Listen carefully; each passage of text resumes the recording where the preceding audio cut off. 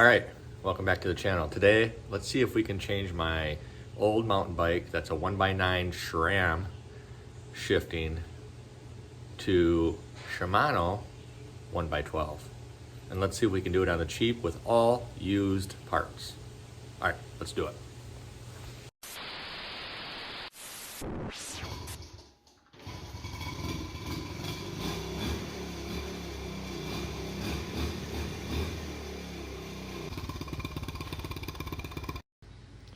All right, so I guess the first thing I'm gonna do is let's go ahead and try to disconnect our cable line here and remove our old SRAM shifter with cable, because we should have a new cable to run.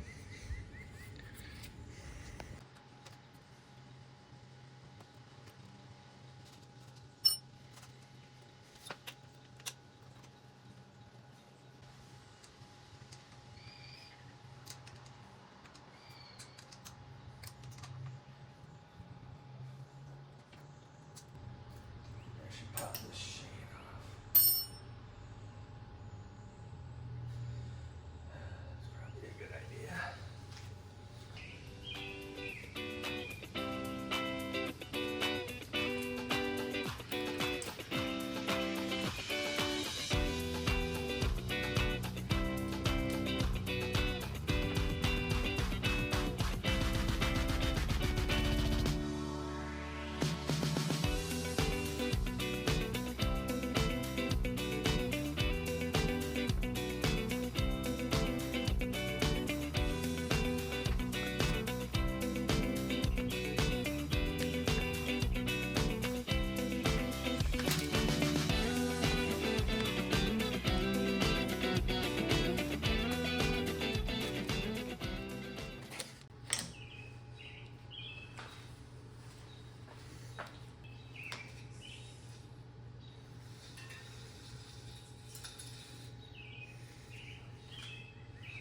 All right, so I got the old 9-speed SRAM X5. I was able to get that off. Just took it off with the old cable because we're using a new one. Just had to kind of bend it off there, but you know, I'm not going to use this. Basically, this is just going in the parts bin, but I don't know if there'll really be any use for it. Probably just save it for, 30 years and then throw it away. But we got that off there. I'm going to go ahead and blow some brake cleaner through all these cable coverings, tubes, whatever they are. I already did this one and a bunch of dust flew out of it. It was pretty bad, so we'll do that with the rest of them before we try to put our new shifter on there, and then we'll run the cable to the back, and then we'll have to figure out how the new derailleur is going to connect. So let me grab the new shifter, blow these out, go from there. We're getting rid of SRAM and we're going to Shimano. This is the SLX 12-speed. It's already got a nice clamp. It looks like open all the way up, unlike the old one. I don't have to bend it, so that'll be nice. Hopefully it'll just fit right on there, and the new cable hopefully will be long enough. We'll be able to feed it through. So let's see how this goes. The new cable indeed is shorter than the old SRAM shifter cable, so you'll see me go through and trim all the cable tubing and getting the most direct line I can get from the shifter to the derailleur to make this work. All in all, it was about 5 to 7 inches shorter. It was substantial, but I was able to make it direct enough that I could make it reach and we make it work. So.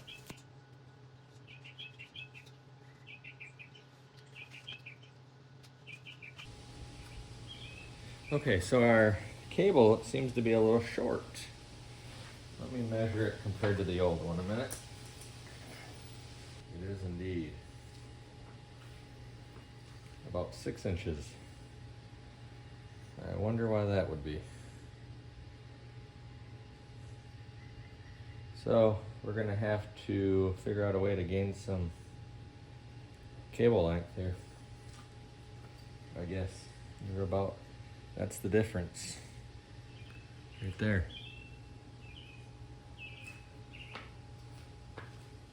See what I can come up with here for a game plan. All right, I took about 4 inches or so off of this. I just popped the cap off, cut it, and then tried to recrimp it here. I used this as the old cable here coming through here so I could make sure it actually went through it. It's about as short as I wanted to go up here, so I might be able to do a little more down there. You can see it's a little bit, there's a little bit extra there that doesn't need to be. So I think I'm gonna do the same thing there, try to get another inch there, and then maybe another one on the bottom. And then maybe it'll reach. Maybe. I don't know. This is all trial and error right now.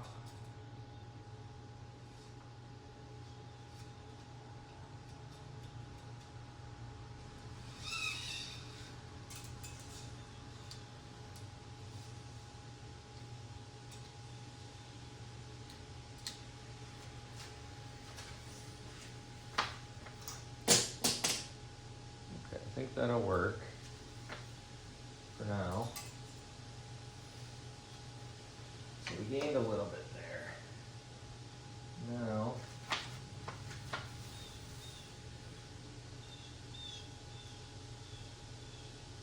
let's see if we can gain a little bit right here. I'm going to do the same thing. I'm going to take about another inch off of this, try to recrimp it. So let me do that. I'll be back with you. Okay, I was only able to get another, I guess maybe an inch. That's about how much I took off. Every little bit helps, I guess.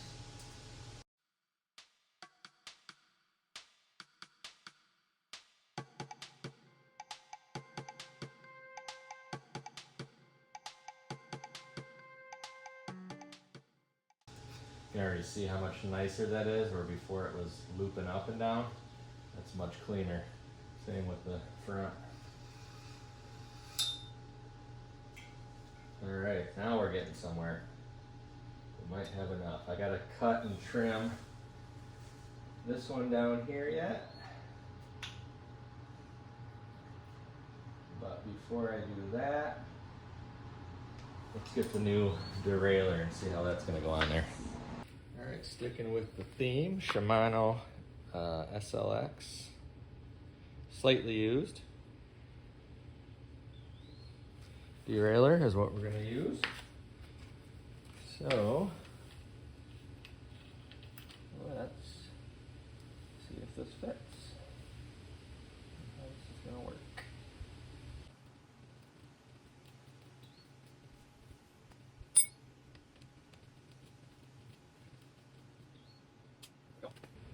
That's pretty easy.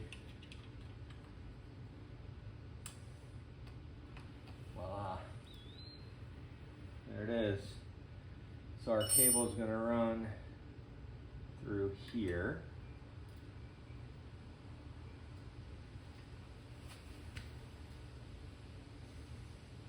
Through here, I suppose, on the back side here. So that's actually good news. That'll make it a little easier, I think. So I got to get this piece from here. There, we got another couple inches we can cut out of there. That's gonna go like so. Just do a quick measurement here.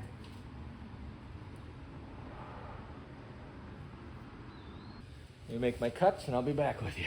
I was able to get another good, oh, I'd say another inch off of this one. Every little bit's helping with this. I think it might just work. We're gonna go from here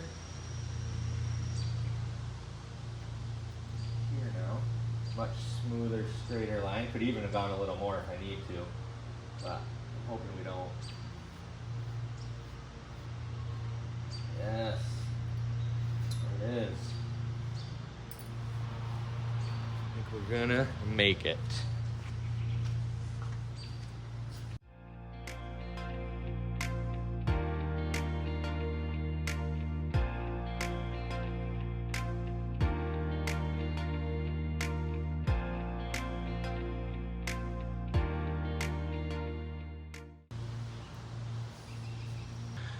All right, let's test it out.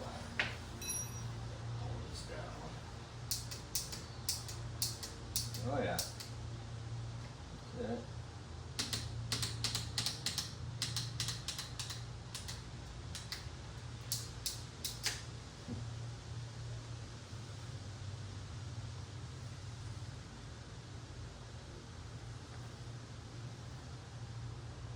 I like it. That's gonna work. Okay, next step is gonna be cassette, wheel, disc brake, all that good stuff. But we have a through hull here, and I have quick release on my bike because it's old. So I just ordered an adapter that supposedly will work for this, so I can keep my quick release and run this. The other difference here is, besides having a 12 cog cassette, this is a 180 rotor, and I'm currently set up for 160s. So there's an adapter, it was only a couple bucks, that's supposed to move my disc brake to the right position to run the upgraded 180 on the back. So we'll have 180 on the back. I'm still running original 160 on the front, but that actually works out because you use your back brake a lot more anyway. Clean this wheel up. I got all this used, of course, so we're trying to make it work. I did pull the micro spline hub, everything out of here, clean it, put it back up, so we're ready to go. Here's what we've removed and replaced thus far. Our pile here. The new stuff is looking good. And it's gonna be really sharp when we get that new bigger cassette on here with the black rim. All right, now we're gonna adjust our bracket for our disc brake. I just removed the old bracket, just 2 bolts right there. So here's the old one. And here's the new one that adapts to the larger disc, and you can see the difference in height. Do it this way. There we go. Something like that. So you can see how the new one is on the bottom and how much there's a gap there. It's a little taller. That's going to allow the space we need. So this should just go right in its place and bolt back in. So let me do that in a minute and I'll get back to you. Okay, got the new one on there, and you can see it's got a little more gap in there now, and with the smaller rotor you can see the difference there. So the pads aren't even hardly reaching it anymore. So when you can imagine, when you get the 180 in there, it'll fit perfect. All right, waiting on the axle adapter for my quick release. That'll be next, and once we get that, we can throw on the tire and start measuring our new chain. All right, it's a couple days later, we're back. I got the adapter for the wheel, so let's go ahead and take this wheel off. And get that new one on and see what it looks like.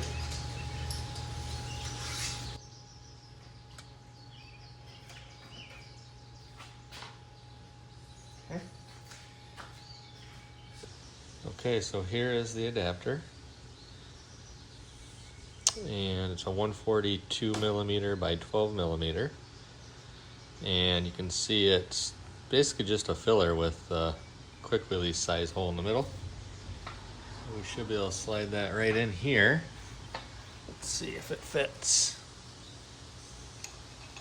Something like that. There we go. Now we got a spot for our quick release.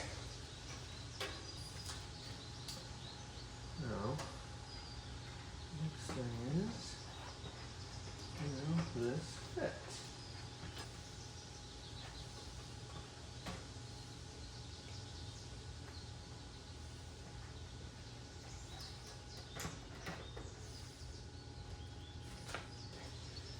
Let's see what we got here.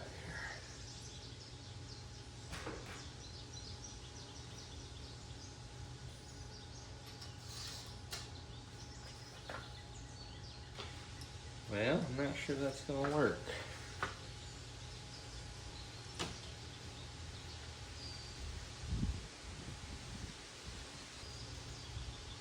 me look at this a minute, see what I can figure out. All right, so here's what I came up with. It'll fit in there, it's tight, but my adapter is now just a little bit too short. And it's because I had to slightly bend out my rear drop fork here. Very little, but there's also a gap from this end cap to the end of my frame, and that's what's keeping it short. All right, so I've been doing a little research, and I think my best option here is, see, this end cap is a little bit too thick, about where that mark is. If I could shave that off, I'll still have enough room here to clear, but also it'll be centered. Right now the frame is kind of bending out, so if I can, I'm going to try to shave a little bit of this off with my angle grinder, and this side seems fine, and that way I can get essentially my adapter to rest right in my dropout. Don't know if it's going to work. We're going to give it a shot.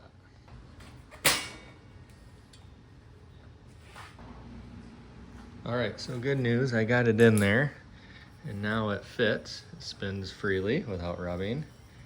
I need to go a little more though. I can go slightly more on this side, and then I'm going to take some more off this side to even it out, so that tire, right now it's pretty much dead on. It is dead on, but I need to go a little bit more on each end so that I'm not pulling my frame out any further. So let me do that a minute and come back and see if this is going to actually work. All right, well, after a bunch of grinding, I got it on there. Spins freely, brake fits now. I had to put, it came with these 2 washers or 4 washers, and I wasn't sure. Well, I had to space this out just a little bit further, so I put 2 in each. It came with those, so I'm assuming that's why, because it was still rubbing in here a little bit. Now it spins freely. I got it latched on there now. This tire is too wide, so I'm gonna have to take this tire off. I'm gonna go ahead and just put that tire on this rim for now. This tire is okay. You know, it's not the greatest, but it'll work. So that'll solve the rubbing issue down there. 2.5 is just too wide. 2.4 would probably be perfect, but really a 2.1 is what I like. So I'm gonna go ahead and do that. And next is gonna be the chain. I gotta get the chain adjusted, and we gotta get this derailer set up to do what we want it to do. So I think I'll go ahead and swap the tire now first and make sure I get that to where it's not rubbing before I go any further. But pretty happy with it so far. I think it's gonna be nice. Okay, got the tire swapped out, put my old tire back on here. I need to get this isn't tubeless, so I need to get a Presto valve tube. I don't have one to fit this rim, because this was a tubeless rim that I had to take apart. So Schrader won't fit through there, and I don't want to drill it out, so I'm just gonna do a tube. That should fix that problem. Gives us, again, we're back to plenty of spacing. I took a few more millimeters off here, and now you can see I've got pretty good contact. There's a slight gap, but not bad, and the tire is perfectly centered, and it spins freely. I haven't adjusted the brake yet, but that's on there okay. It's pretty close to my frame. Really close right here, my caliper. But it doesn't rub, should be fine. So that being said, get a tube on order. I'm gonna go ahead and try to get my chain on here and see if we can't make this do shift things. So let me get that set up, find the chain, and we'll get at it. All right, here's the chain I'm using. It's a 12-speed chain.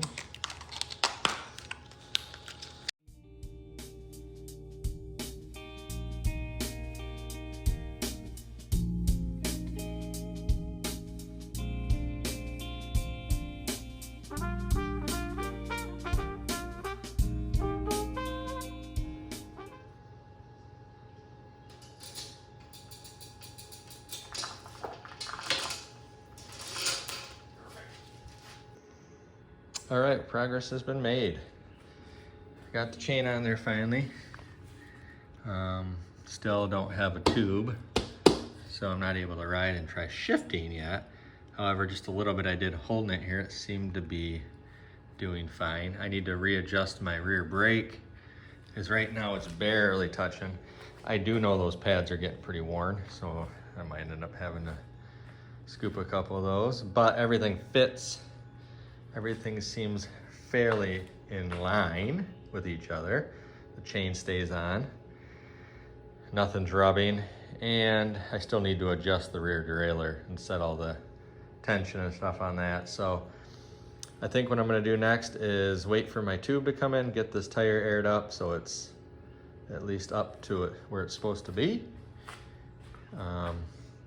And then we'll start messing with the chain. I want to ride this thing a little bit and just see what it's doing so I can better tune it. So we'll be back when we get a tire tube. Okay, I got everything back together. Got a new tube with the right valve on installed. Just gonna take it for a little spin now and try to adjust the derailleur. I did my points as far as maximum points up and down, and you can see we're pretty close, but I want to give it a little run here in a minute. So let me set you up and we'll see how it does.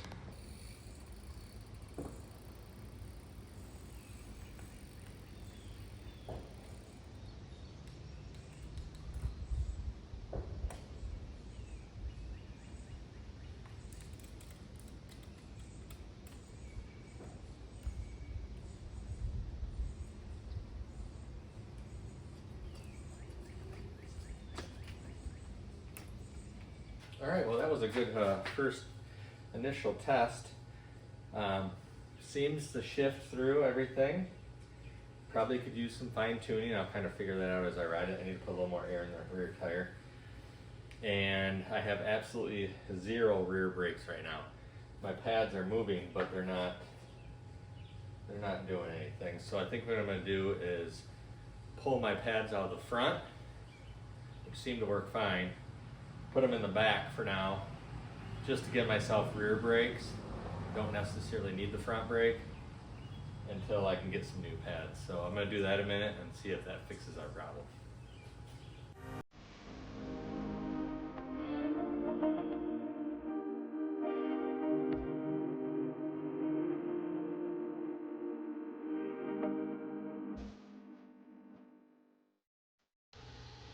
Yeah. These are the front ones. There's some pad left on there, but they're pretty worn and pretty rusty. But let's see if they'll work on the back.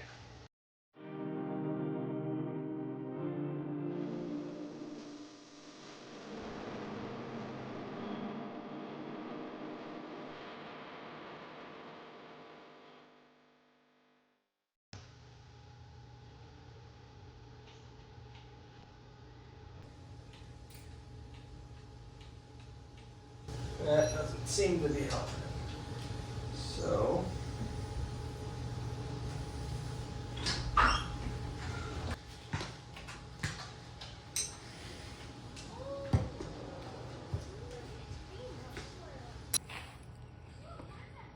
just checking the fluid now, because changing the brake pads didn't seem to make any difference on the front or the back.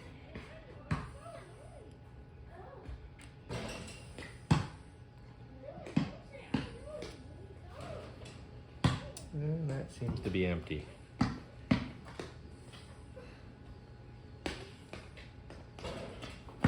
So, I guess we're gonna need some mineral oil. Let's see what this one looks like while I'm at it. This brake works really good, so. Yeah, definitely fluid in that one. So it looks like we're gonna need to top them both off. This one definitely that works has fluid. This one I can't find any fluid in it. Not sure why. The bike's probably 10 years old. I've never had to fill it before, but something happened. So I'm gonna have to go buy some mineral oil, whatever that is, and then I think the good news is that'll fix our brake issue. I don't need pads, even though they were looking rusty. I think that's gonna do it for this project. We got it changed out. Does it work? It actually works pretty good. Really happy with how it turned out. I still need to get the brakes adjusted, but for minimal money and all used parts, I was able to upgrade from a 9 gear to a 12 gear, bigger rear disc brake, all new wire and shifter, derailer, and seem to have a pretty good bike for another 10 years. So appreciate you guys very much. Make sure you like and subscribe, and we'll see you next time.